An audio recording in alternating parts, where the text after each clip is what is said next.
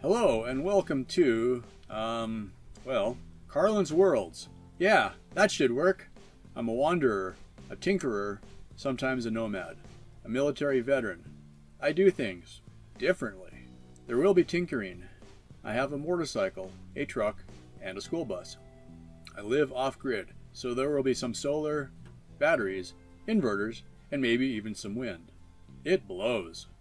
And that's all I can fit into about 30 seconds. Oh, and please, if you like any of this, it would be really awesome if you could subscribe and click that notify bell. Drop a comment if you have any questions or ideas.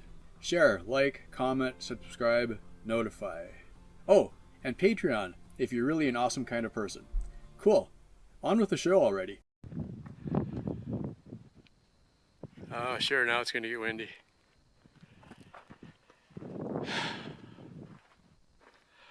Alright, it's almost 4 o'clock, Sunday afternoon, June 16th.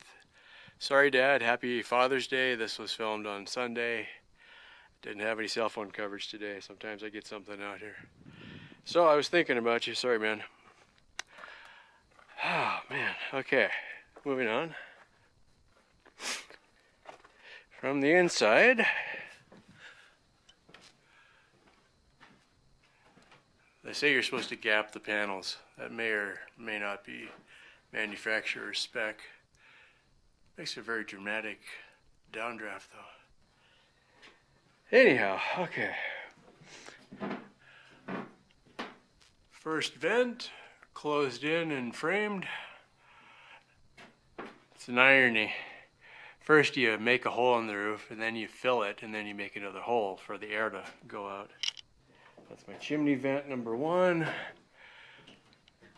Chimney vent number 2. This one I took the time with my Sharpie to draw circles where I think I should put vents so I don't forget. Because of the framing I can't just make a big massive hole, but I can put some pretty good holes in there. Might add fans. I don't think I'll need to. In the bus I've got a similar setup that isn't quite this nice, but it works pretty good. Let's see, status right now. Electrical panel, no connections, just mounted.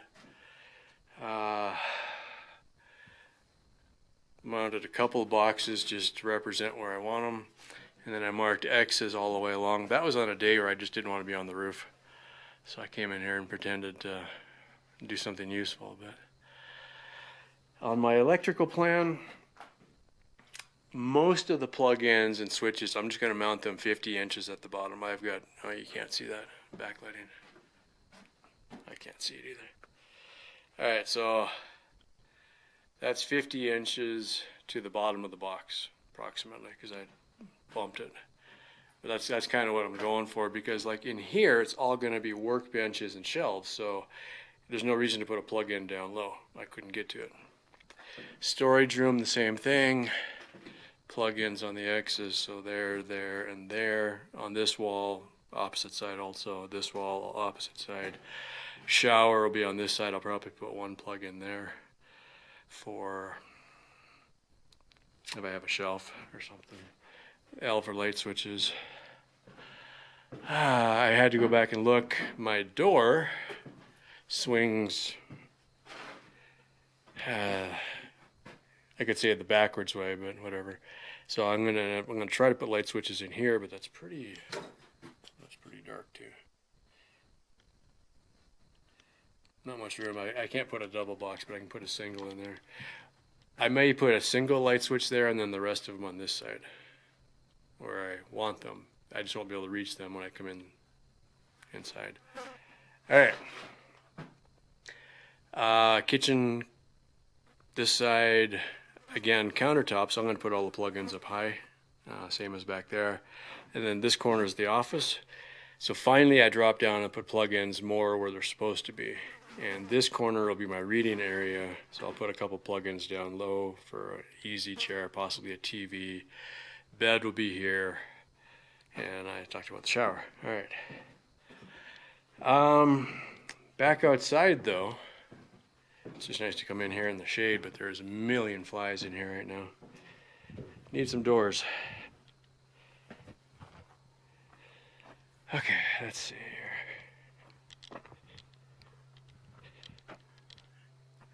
Find an angle where I can see that the roof is done. Oh, there's my water bottle. I need that. Drink. That's my sticker from Belize. One of our ladders, the sticker fell off, so I salvaged it. Alright, let's get back to a far distance here.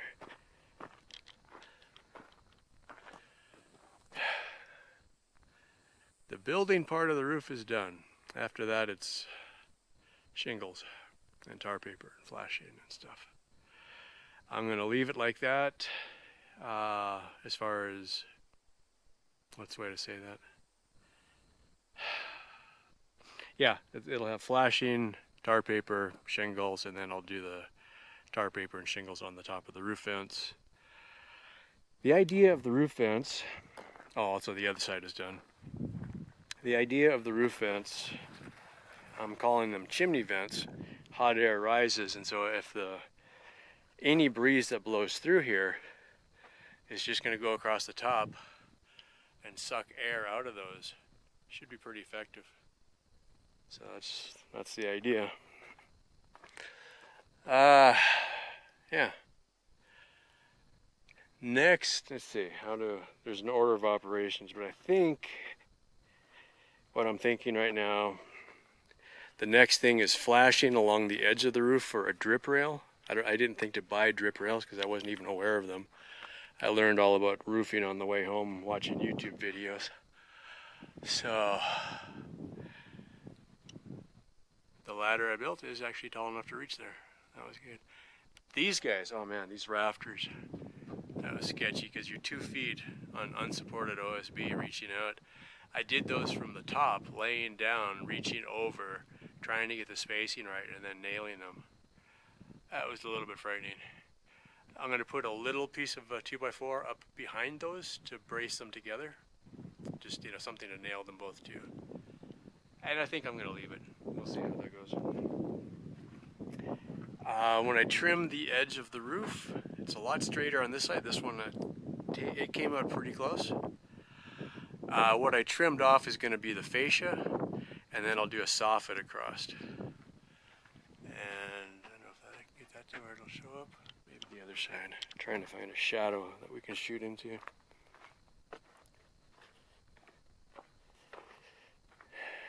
Not much shadow here. Okay, yeah. So I trimmed, when I trimmed the top of the roof edge off, it's a big enough piece that I can put it across the end of the trusses to make the fascia. And then I'll do a flat piece that goes across. Should be around a foot wide or so. That'll be the soffit. And then I'll cut some vents in the soffit to let air go back in. And that will connect. Let me get inside and get this shot. Since these are open to the outside and the attic is open to the vents, that's the trick. All of my eaves or soffits or whatever are open to the attic, and the attic is open to the vents. So when I cut the vents in there, all of that air is just going to slowly or quickly go out through the top and suck all the hot air with it. And then I'll have an opening down here. I mean, like right now, I don't anticipate putting paneling inside for the ceiling anytime soon. But when I do, I'm going to make sure that that vent is open to the inside, and I'll probably put a couple ceiling vents that go up into the attic. Also, not done yet, there's going to be a gable vent or 2 on the end going out. Predominant wind is east-west. We're facing east now. So I will have, typically, it'll be a wind tunnel blowing through there. At least I don't have to run a fan. It'll blow most days. And even when it doesn't blow, I should have heat rising and sucking out. The other thought that I've been looking at, I haven't decided if I'm going to go with it or not yet, but I noticed when a couple times I crawled under the bus to do something. It is so cool under the bus. even though the skirting never got finished. So something I'm considering is if I could draw air from under the under the house and circulate it through the house, right? So that would mean I would need to vent the skirting a little bit so it would draw air in. And what I'm thinking is if I could somehow get it to draw from the shaded side. So right now there's a shade patch to the east because it's afternoon. If I could draw air from that side under the house and then back up into the house and then let it go out through the vents, it might have a slightly cooler effect. I don't know. It may or may not be worthwhile. Also, swamp coolers work really good in this environment, so swamp cooler will get built. I've got a lot of the parts for building a swamp cooler. It's just a matter of putting it together. I was testing it last year in the bus, and it does work really well. Anyway, like I said, it's about 4 o'clock, somewhere around 100 degrees right now. This is Carlin. It's hot. Anyway, thanks for watching. If you've been watching the build so far, thanks for all the questions and support and whatnot. I am probably over a month behind right now of uploading videos from the build. So I've been doing these weekly updates just to have something to upload once in a while when I do get a chance to upload. And I'm covered in flies, sorry.